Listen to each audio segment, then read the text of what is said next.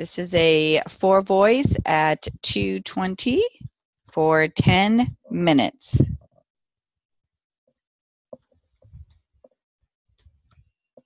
Okay.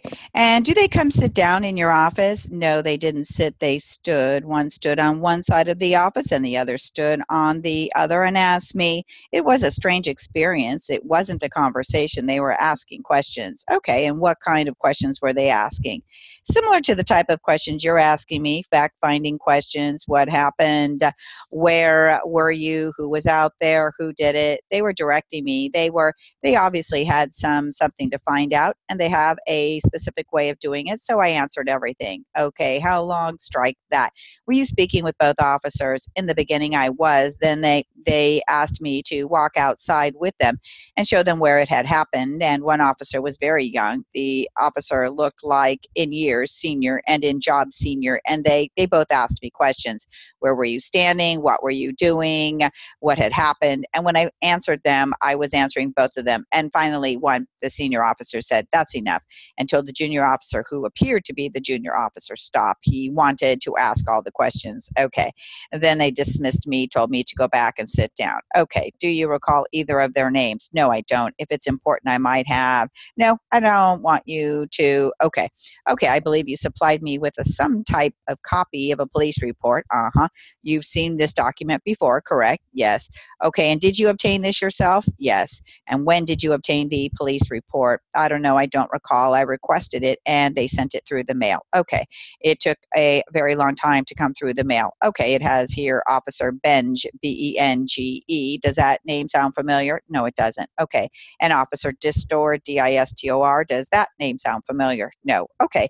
You wouldn't be able to tell me who was the junior and who was the senior then, correct? I seem to think the junior officer also was. He was about 5'6" or thereabouts. Okay, well, the senior officer then says that's enough, and then he starts directing questions at you alone. That's correct. Okay, and do you recall any of these questions he's asking you at this point?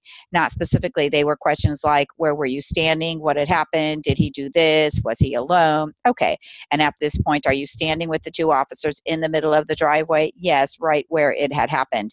Do you know where your employees are at this point? They were working. Do you know if they were kind of standing, staring, or around? Or no, I remember looking. I wanted to see if there was attention and they were working. Okay. And I was surprised that Mandy was in the office too because I know he was very upset. Okay. And did you look over? Did you see David? No, I purposely didn't look toward David. I just looked at the officers.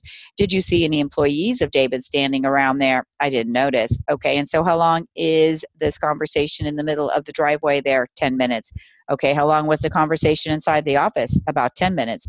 Okay, so they talk to you for 10 minutes inside the office, and then they walk out with you to the middle of the driveway and have another conversation for approximately 10 minutes, correct?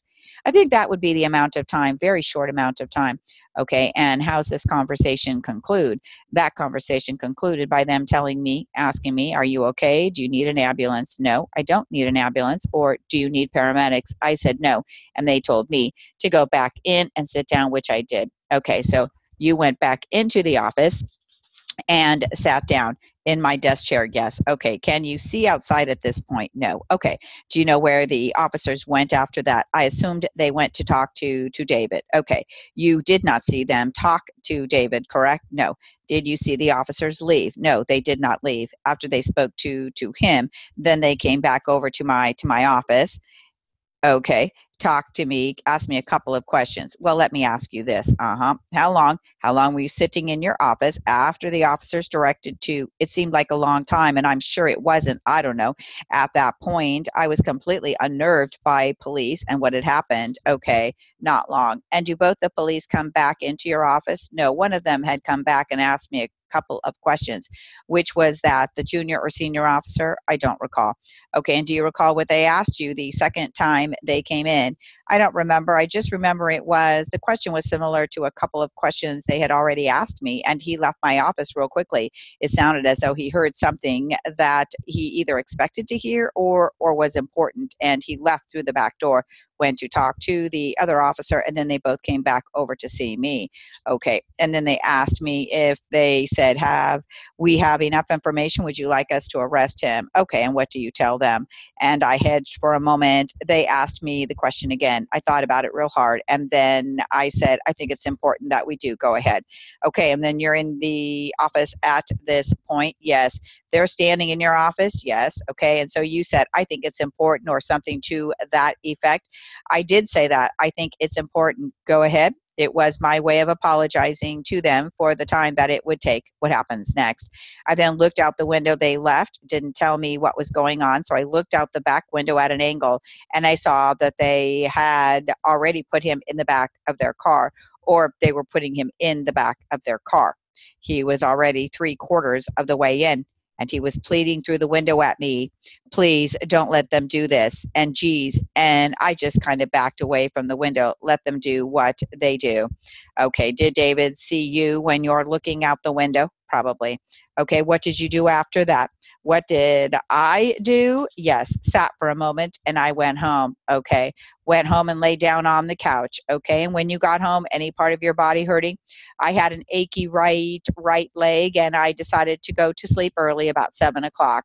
Well, what time do you get home that day? Oh boy, maybe 1:30, approximately 1:30, early enough to still catch Oprah.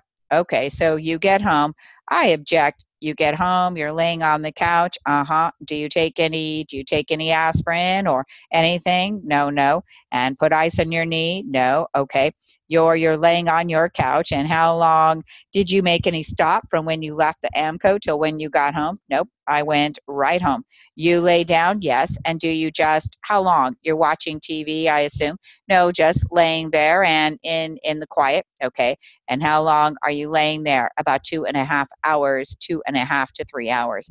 And is your knee still bothering you? It started to. My knee and I don't know what you call here, my lower back started to feel a little, it was feeling tender. It was hurting me. Okay. Which is uncharacteristic of me. So what do you do at that point? So I gave it another hour or so and thought, now it's time to go to the hospital, okay, to see what's up. And so at this point, it's you get home at 1:30 after you're laying there, and you're laying there probably 3 hours, 4 hours, right? That's about right. About maybe 5:30, about dinner time. Okay. And you decide, I'm going to go to the hospital now. Yes. Okay. And why do you decide you're going to go to the hospital at that point? Because I had just been hit by a car and something hurt. And the earlier you figure injuries out, if you have injuries, the better off you'll be. So I went to St. Joseph's Hospital emergency room, and did you drive yourself? Yes. And they were packed. What time do you get to the emergency room? I remember it being around dinner time. I hadn't had dinner, and I guess 7:30 or thereabouts. They were packed with that, I guess, is a Friday night rush. I didn't realize they had rush times. Okay. And at this point, your knee is bothering you, correct? Yes, my knee definitely was bothering me. And from 1 to 10, what do you think? 4 or 5. So your knee, actually the pain was increasing a bit. It was the pain, and it felt like weakness in my back that was frightening me. Okay, and that was the lower back. Yes, yeah. On either side, or just my lower back. Okay, I don't know. Okay, lower back. And what do you think that pain was on 1 to 10? 3. Okay. How long do you think you have to wait until you see someone at the hospital? Well, they told me it would be about 4 hours, and I thought, I'm not going to wait 4 hours. If something's wrong, I could go home and accomplish the same thing. So I asked the fellow if there were any other. I asked, who is the competition? Is there another place for emergency? He said, not on a Friday night. He said, go to our urgent care center in the morning. Do you know who told you that? It was some intake fellow, a young fellow at the front desk. And I asked him, no chance to get in? He asked, what happened?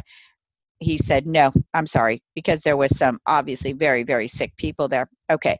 Do you have insurance? Then I don't think so. I think I was between Kaiser and my regular insurance. Okay. Okay. So this gentleman told you to go to the urgent care center in the morning then? Right. Okay. And did you go home? Yes, I went home and I went to sleep. Did you eat at all during the day? I always eat 3 meals a day, and I don't recall if I ate dinner that night. Okay, and lunch? I don't recall. Okay, okay, and what do you do when you get home? Then I went to sleep. I went home and got into bed and went to sleep. Okay, because earlier I think you were, before we got to, okay, and that was 4 voice, my friends. Very good. Good, good, good workout. Okay. Oh, I need to turn the recording off.